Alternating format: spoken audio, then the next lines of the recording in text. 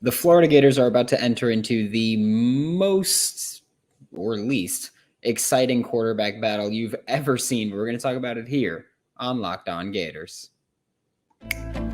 You are Locked On Gators, your daily podcast on the Florida Gators. Part of the Locked On Podcast Network, your team every day.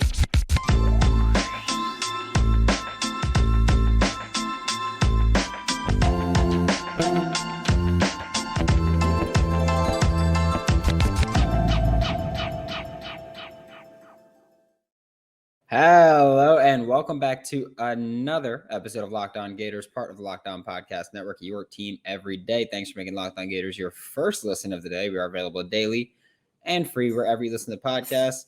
Happy Monday afternoon, which is weird, but I am Brandon Olson. Find me on Twitter at WNS_Brandon, written work with Whole Nine Sports.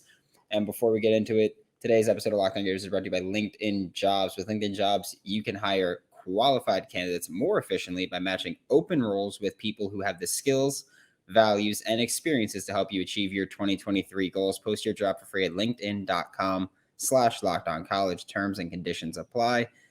And the Florida Gators quarterback situation is one of the least exciting, yet also most interesting, we'll say, quarterback battles around, because Jack Miller last year, almost a year ago to the day, was brought in to compete for the starting quarterback spot with Emory Jones and Anthony Richardson. And then Emory Jones transferred after 2 days of practice when he realized he wasn't going to win it. And he went to Arizona State, which sucks. And there's that. But then Anthony Richardson kind of ran away with the quarterback battle and Jack Miller fell behind.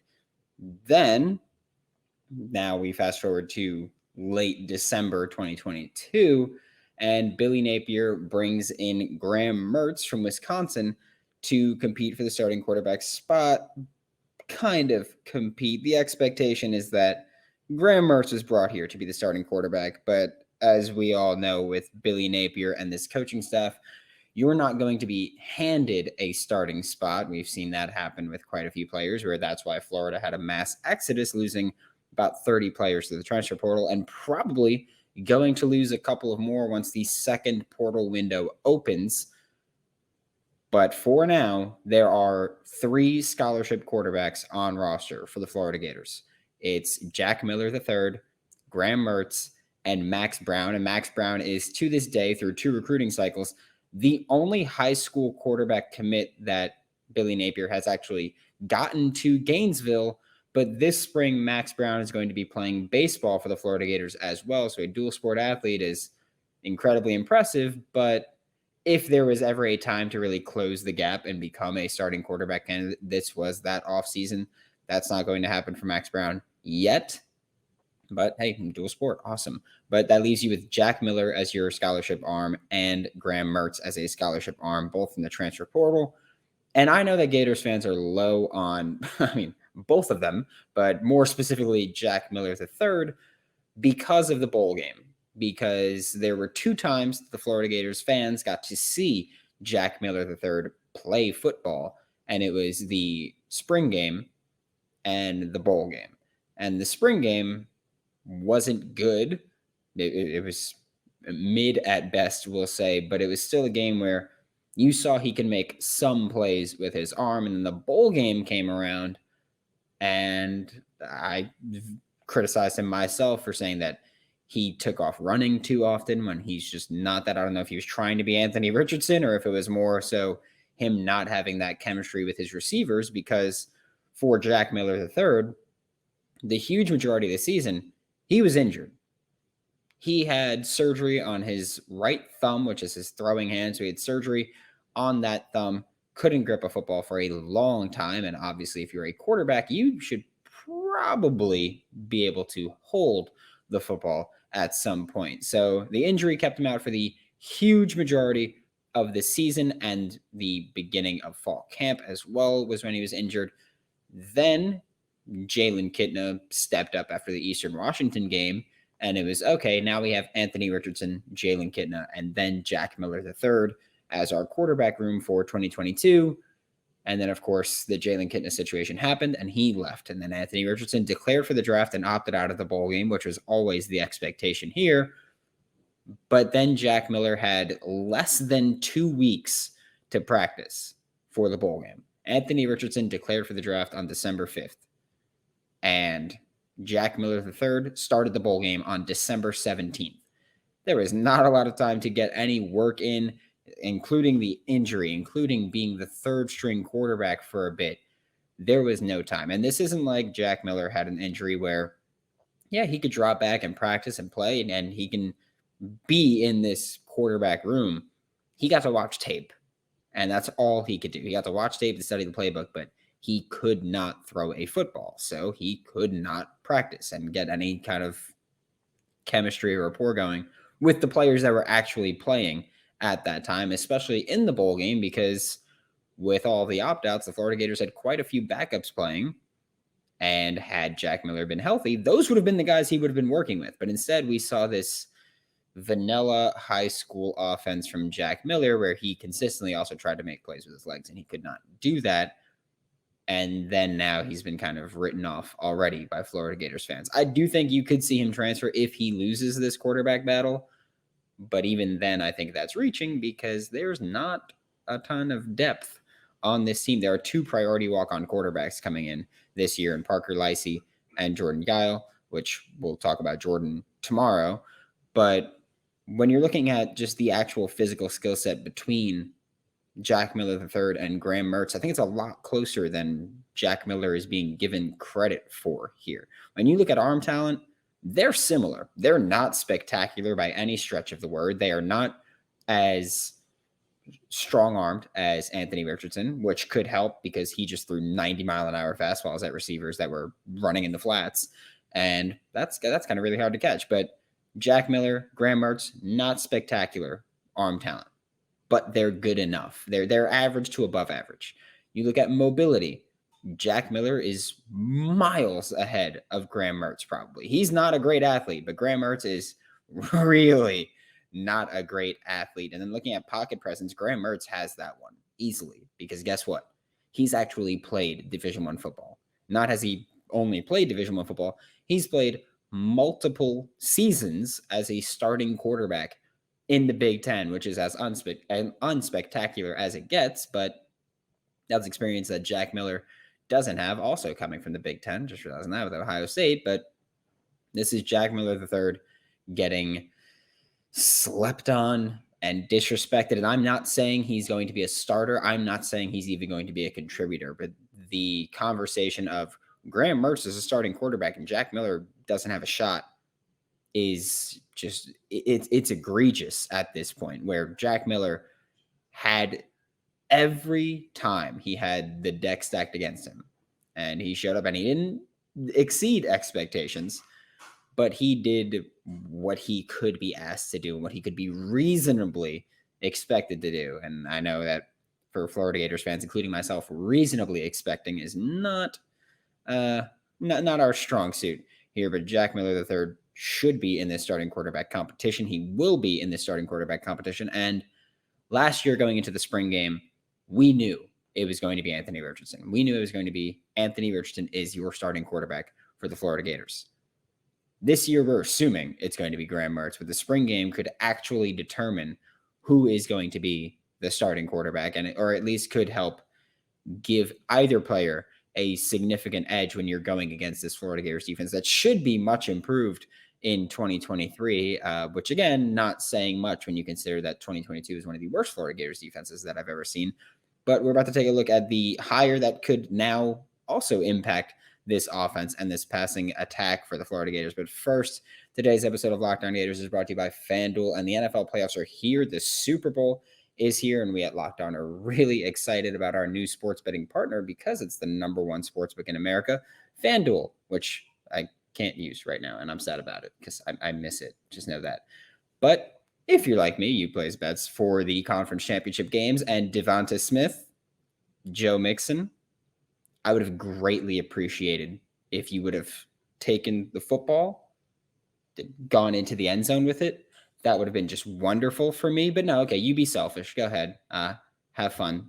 Just rude. That's all I'm going to say about it. But it's fantastic because even if you're someone who doesn't gamble and has never gambled before, you can go to the best sports book around. Best sports betting place anywhere, really. And new customers can join, place a $5 bet, and receive $150 in free bets, win or lose. Sign up at FanDuel.com/locked-on. Thanks again for making Locked On Gators your first listen of the day. Available daily and free wherever you listen to podcasts. And just so you know, if you can't tell, not my usual background, because Locked On is at the Senior Bowl. You can get inside analysis from hosts that covered the NFL's next generation in college, like myself. You can get inside information on what NFL teams are doing, like Ross Jackson from Locked On Saints, David Harrison from Locked On Bucks and Commanders, and find out which NFL draft boards these players will be climbing, because I promise you they will be. We're going to talk about them a little bit later, but subscribe to Locked On NFL Draft for nightly live shows from the Senior Bowl on Tuesday, Wednesday, and Thursday at 9 p.m. Eastern. But now we're talking about Eric Kiesau, who is the most recent hire, and it's a great headline. The Florida Gators hire Auburn offensive coordinator, hire an SEC offensive coordinator, and myself included, Gators fans have been asking for a passing game coordinator. Actually, I'm gonna step back on that one. Y'all have been asking for an offensive coordinator. I've been making the right decision and saying a passing game coordinator, and Florida did neither of those. Rob Sale is still the offensive coordinator. Billy Napier is still the play caller. There still isn't a passing game coordinator for the Florida Gators, but Eric Kiesau has joined the Florida Gators, and he has experience as a passing game coordinator, as an offensive coordinator, as an interim head coach, but that's nothing really. But Eric Kiesau got hired to be an offensive analyst here. Billy Napier has done a lot of things like Nick Saban has done and like Kirby Smart has done. And this appears to be that next step of taking a former coach from a high-ranking university, a highly prestigious conference, and going, hey, man, it didn't work out. Come be an analyst for us. And that's what he's doing. Billy Napier was on staff with Eric Kiesau at Alabama under Nick Saban in 2015. Billy Napier was there for a couple of years. Eric Kiesau was there for 2015 with Billy Napier.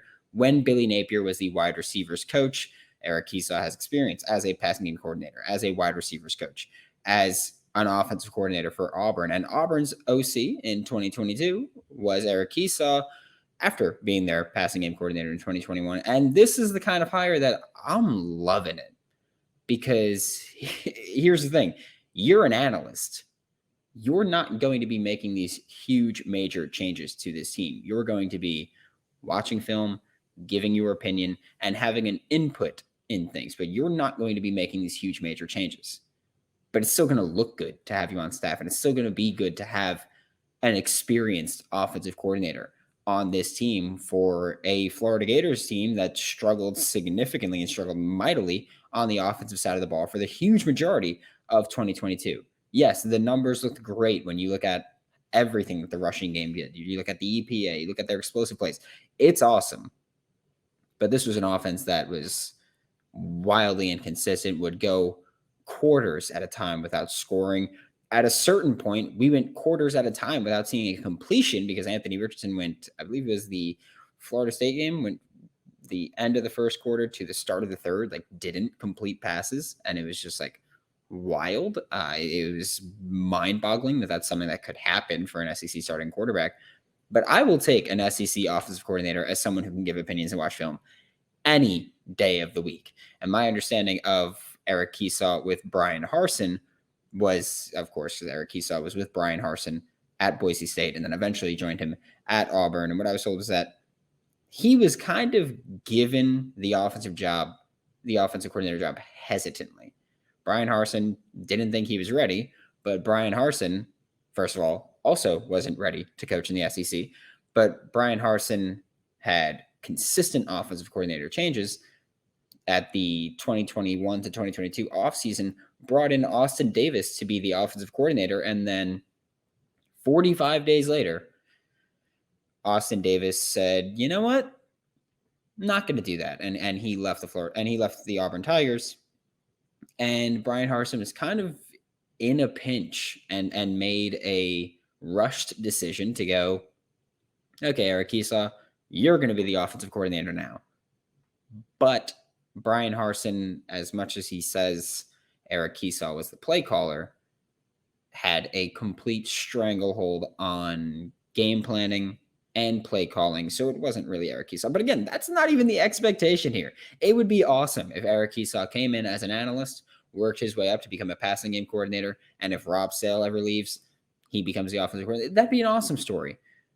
But I'm not focused on what he could do in the future. I'm looking at what he's doing now. I'm looking at how Nick Saban has brought in countless coaches to be analysts and work their way up again. He brought in Freddie Kitchens after he burned out with the Browns, and then he became a running back coach.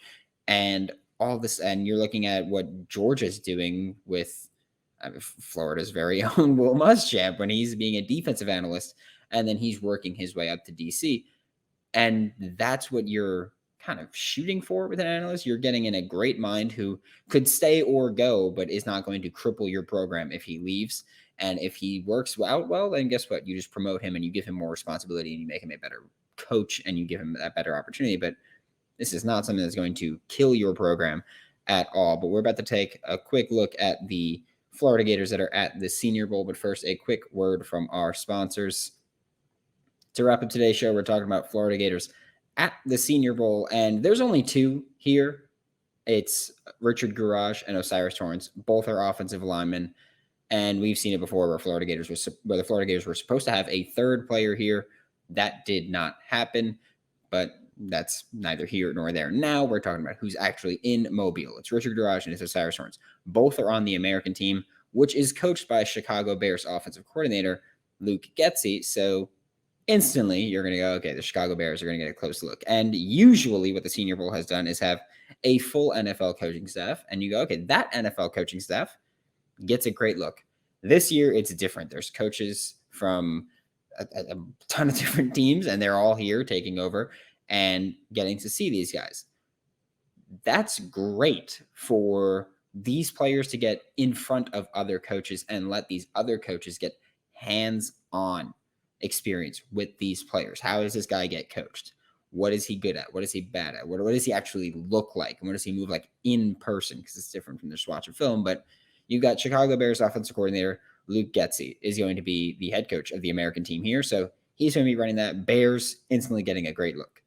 You've got the offensive line, which is going to be coached by Ryan Maffey and Quinchon Odom of the Green Bay Packers. So another NFC North team getting a great look, and especially with a team like the Packers, which wide zone style, awesome for either of these guys, really. Richard Garage, more athletic offensive tackle, a little thinner offensive tackle, but athletic offensive tackle. Osiris Torrance, the GOAT. I don't really know what else to say. He's an All-American that for an offseason, it was, he's coming from the group of five. He's going to suck in the SEC. And then he went and dominated that too. So no doubt in my mind, both these guys are going to have strong Senior Bowl weeks.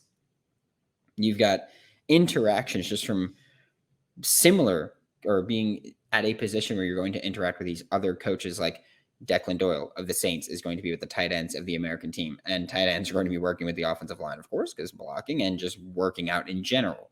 You've got Pat Bastian of the Jets is working with running backs. You've got Matt Edwards of the Raiders with defensive linemen. And they're going to be seeing these one-on-ones, which are always the highlight of the Senior Bowl every single year. And looking at the actual teams that are going, the Bears desperately need offensive line help because the Chicago Bears are an interesting case study because they're this thing where I think the best adjective to describe them is bad, and they can always add in this other talent that can help them out. And you've got Green Bay Packers offensive line is consistently churning out, I think, talented players running that wide zone style that the LaFleur is like. The Saints have Andrews Pete's contract and injuries just piling up, and Osiris Torrance is a fit with them. Maybe, just saying, guard could be open for Osiris Torrance to go back to Louisiana and dominate once again, because that's just what he does. And the Jets seemingly consistently always need offensive line help, no matter who they bring in to replace anybody. It's just like you cover up one hole and another one just pops up, and there's too many to fix, but they're getting there. And the Jets, especially last season, were here for the Senior Bowl, and the Jets took a Billy Napier, Rob Sale guy from the Senior Bowl because last year they took Max Mitchell from Louisiana, who, yeah, obviously wasn't with Rob Sale his senior year, but for the first 3 years, he was with Rob Sale. Now you're looking at O'Cyrus Torrence, who is a Billy Napier and Rob Sale guy. We know he's a system fit. We know a scheme fit, whatever you want to call it. We know that both of these players will likely hit any measurable thresholds that you have for any of these teams. They will fit the system and the scheme for most of these teams. You add them in and they're going to have strong weeks instantly. You put them on that big board. I know that I spoke about it earlier where I was like, oh, find out who's going to be rising up these NFL draft boards.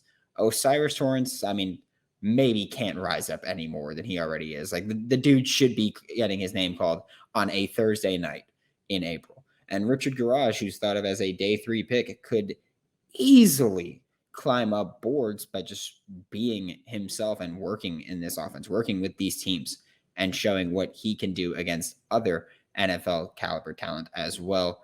But thanks for making Locked On Gators your first listen of the day. Every day, we're available daily and free wherever you listen. We'll be back tomorrow with Jordan Giles joining me to talk about coming to Florida and what brought him to Florida and his dad being an NFL quarterback trainer. For your second listen, check out Locked On SEC, hosted by Chris Gordy, which I just realized I can't do the thing I usually do by patting behind me. That's very upsetting. But get the best coverage on the best conference, including the best university, the University of Florida. For Locked On Gators, I'm Brandon Olson. Don't forget to follow me on Twitter at WNS_Brandon. Find my written work at Whole Nine Sports and Giants Country FSI.com. And I will see you all tomorrow.